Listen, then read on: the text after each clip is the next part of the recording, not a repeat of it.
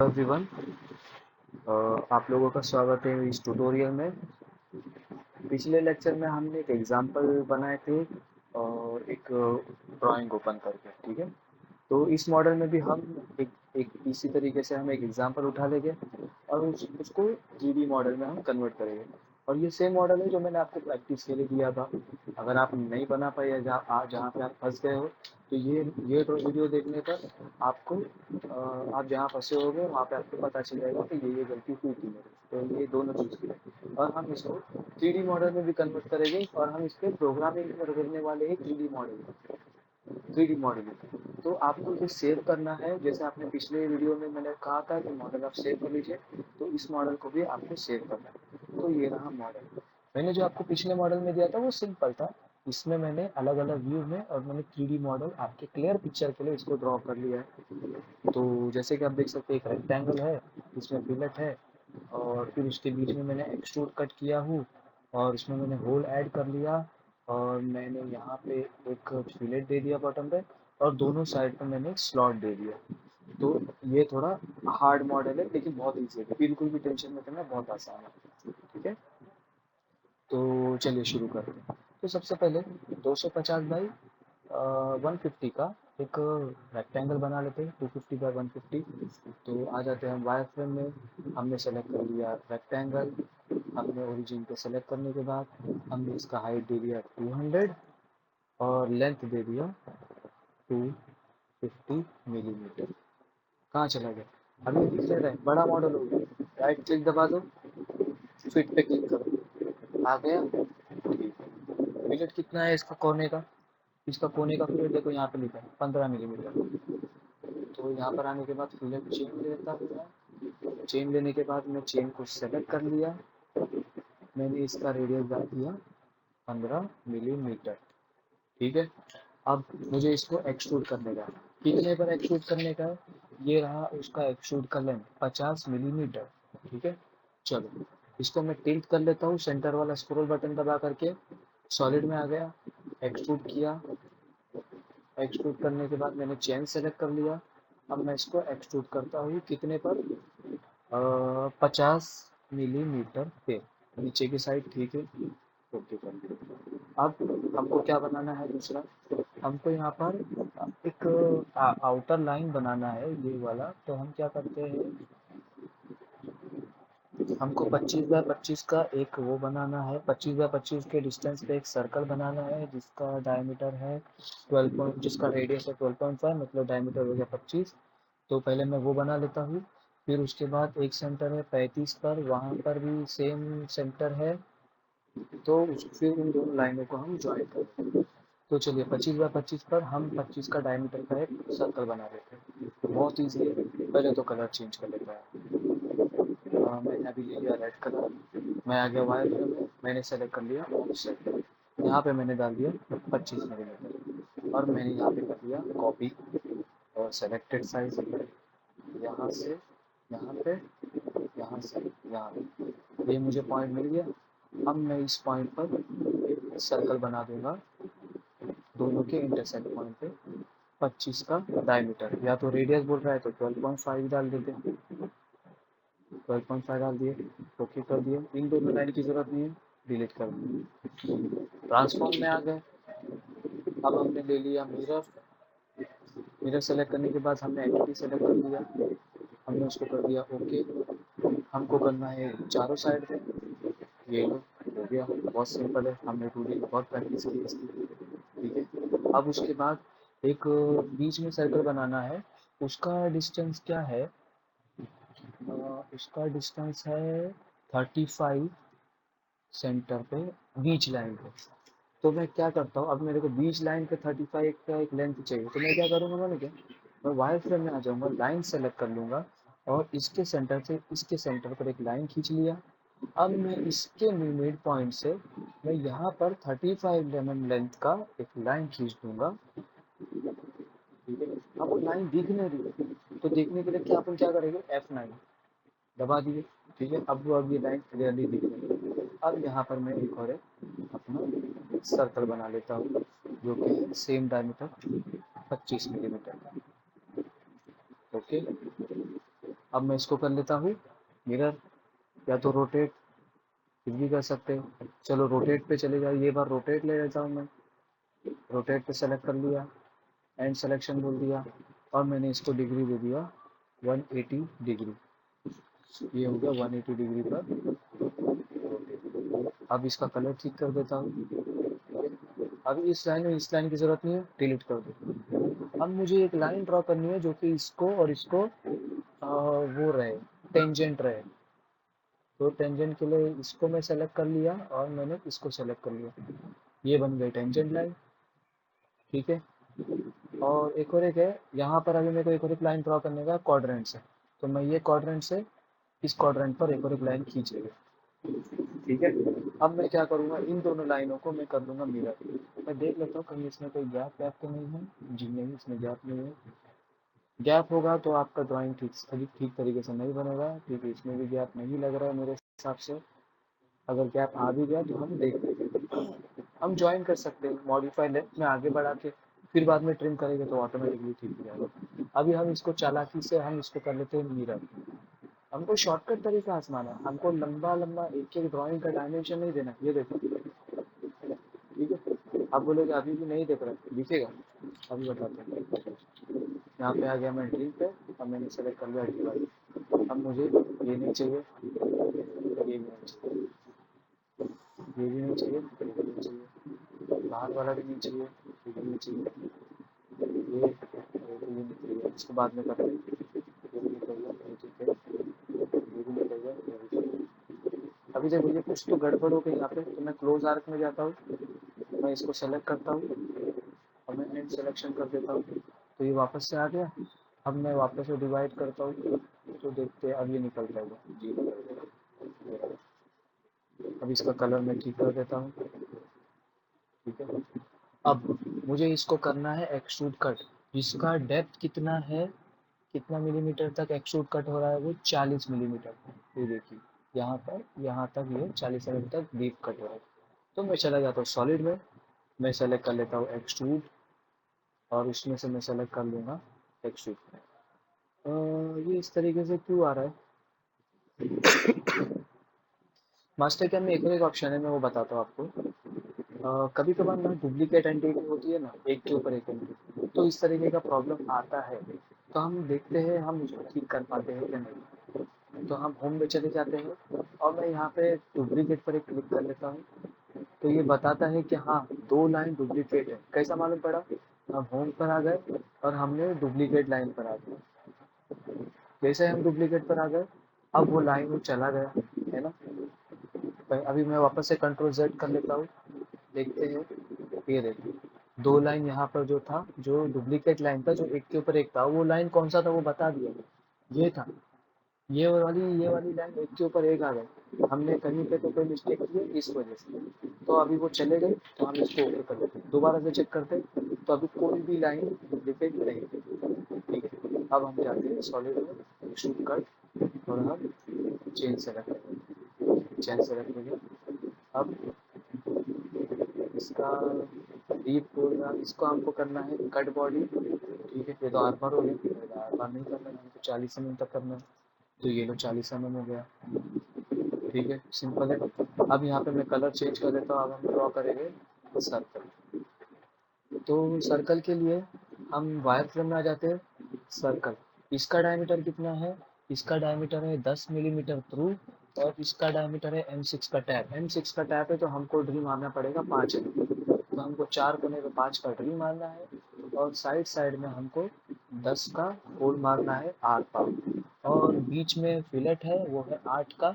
तो हम वो भी दे देंगे, लेकिन पहले हम उसका मॉडल बना लेते हैं, पहले हम ड्रिल मार लेते हैं।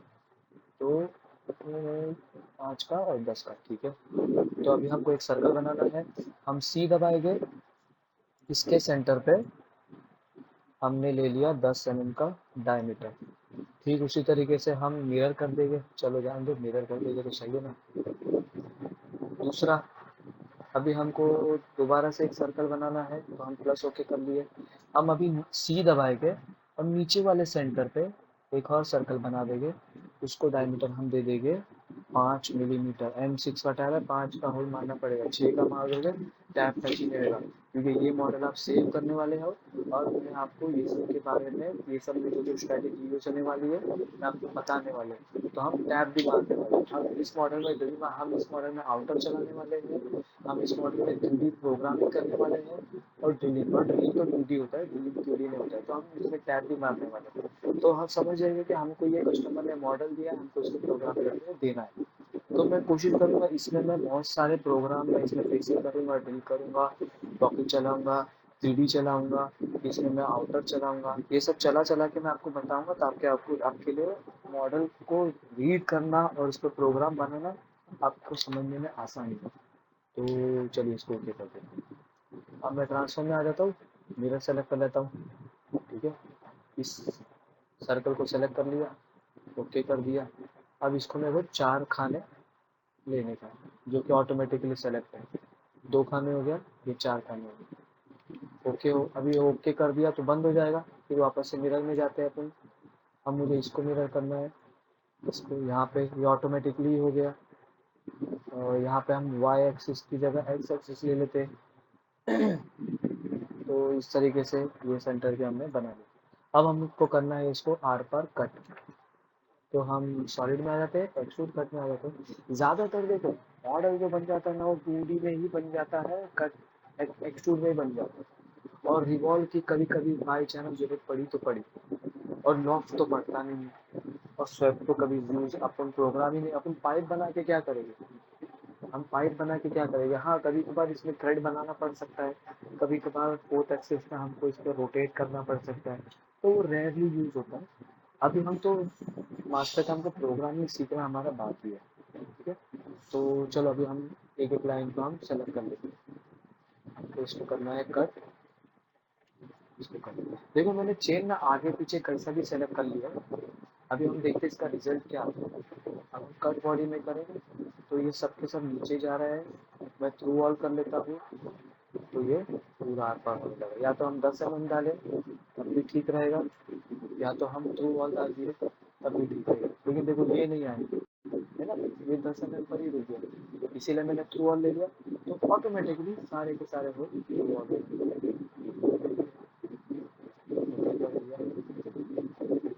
ये हमारा मॉडल हो गया बन।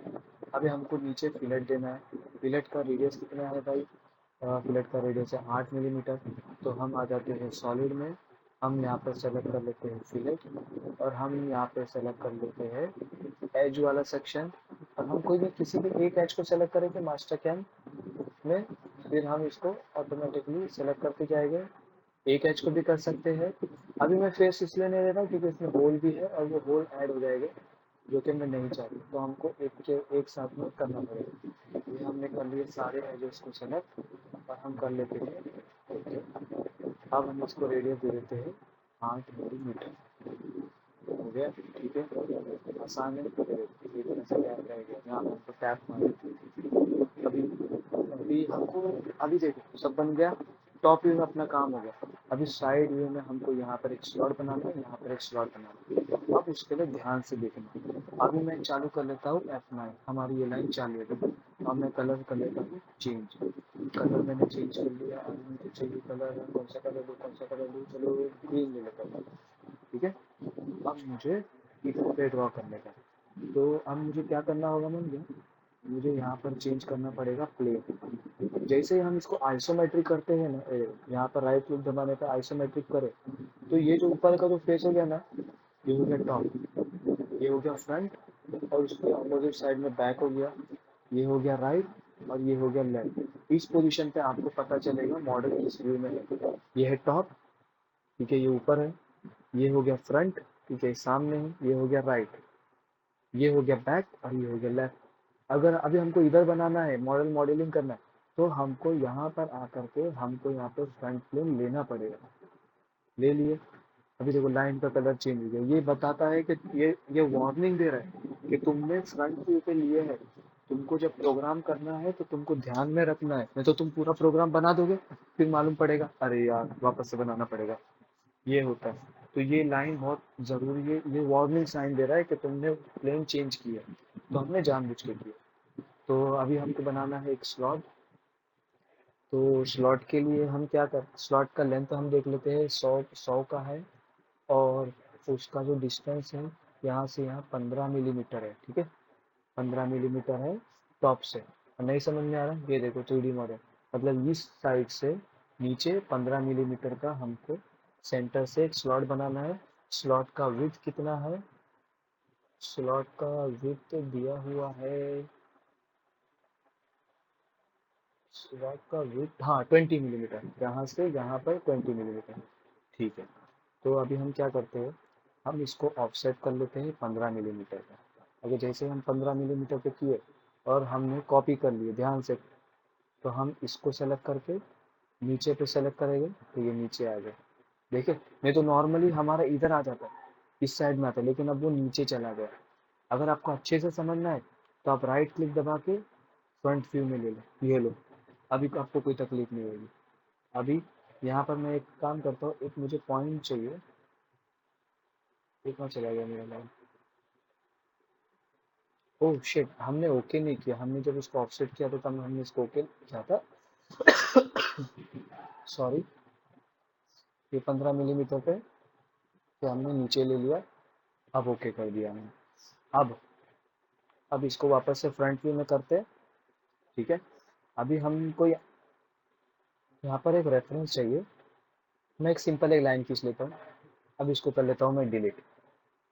अब मुझे एक लाइन बनाना है मिड पॉइंट से, तो मैं यहाँ पर एक ऑप्शन है मिड पॉइंट वाला, ठीक है। हमको इस पॉइंट की ज़रूरत है, हमने इस पॉइंट ले लिया, यहाँ से यहाँ पर इसका लंबाई हमने दे दिया 100 मिलीमीटर, ठीक है। अब हम कर लेते इसको ओपन, इसको कर लेते क्लोज। लेंथ चेक करना है, होम पे चले जाओ, एनालाइज एंटिटी पे क्लिक कर दिए, सॉरी, एनालाइज एंटिटी पे क्लिक कर लिए होम पर, इस पे क्लिक कर लिए, लाइन पे हमको यहाँ पर इसका लेंथ दिखा देगा 100 मिलीमीटर, ठीक है। तो ठीक है, हमने लेंथ चेक कर लिया। अभी इसको स्लॉट बनाने का क्या तरीका बताया था मैंने, इसको हम कर लेते हैं ऑफसेट। ऑफसेट में करने के बाद हमारा इस स्लॉट का जो लेंथ है वो है 20 मिलीमीटर, ये रहा 20, तो हम 10-10 मिलीमीटर आजू बाजू में भगा देंगे इसको, और हम इसको कर लेंगे स्लॉट सेलेक्ट और बोथ साइड, ये बन गया स्लॉट हमारा। अभी बीच वाली लाइन की जरूरत है नहीं है, तो चलो ना डिलीट कर दो, कलर भी ठीक कर दो। अब हमको करना है इसको एक्सट्रूड कट, तो हम जाएंगे सॉलिड में, extrude, select chain, okay, through all, ये हो गया पूरा आर पार, है ना, ओके कर लिया। तो ये हमारा मॉडल बन गया। अब हम मॉडल बनने के बाद तुरंत हमको यहाँ पे टॉप व्यू करो, या तो फिर राइट क्लिक दबा के इसको टॉप व्यू करो, तो हमारा मॉडल अब प्रोग्रामिंग के लिए भी ठीक रेडी है, और उसके लिए भी ठीक है, अब प्रोग्रामिंग के लिए और डिजाइनिंग के लिए भी ठीक है। क्योंकि मास्टर कैम जो है ना टॉप व्यू में रखोगे by default, for top view में होता है, क्योंकि प्रोग्रामिंग में टॉप व्यू, अगर टॉप व्यू नहीं होगा, आप साइड व्यू में प्रोग्राम बना दोगे, तो प्रोग्राम बनने के बाद टूल आपको हॉरिजॉन्टल चलने लगेगा, फिर आपको लगेगा अरे ये क्या हो गया, ये क्या कर दिया मैंने, फिर लगेगा अरे यार वापस से बनाना पड़ेगा। तो ये चीज़ है, ठीक है। अगर आप ये बना लिए तो बहुत अच्छा है, आगे हम इसी पे प्रोग्रामिंग करने वाले हैं। तो मिलते हैं अगले लेक्चर में, बाय।